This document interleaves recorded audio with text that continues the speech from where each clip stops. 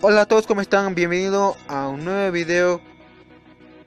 Así que hoy, que es el video está un poco corto, sí, yo sé, es para que comprendas. Bueno, así que hoy tenemos un tema que es sin número en quechua. ¿Sí?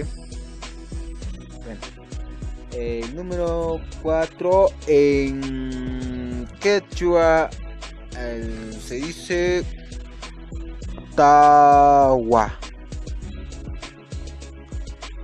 Repetimos. 4 Tawa. Sí, ¿comprendiste? Bueno, bueno, hasta aquí es todo por hoy día. Así que si te gustó el video, dale me gusta porque me encanta cuánto te gusta.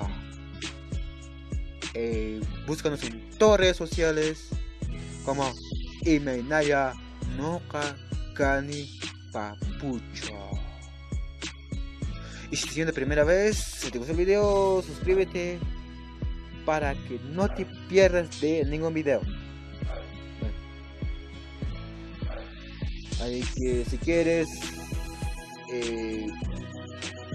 salir en el video, solo comparte mi video en mi Facebook personal o en cualquier red social.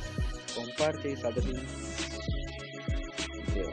Y si tienes preguntas por ahí, pregunta, pues comenta en los comentarios ahí.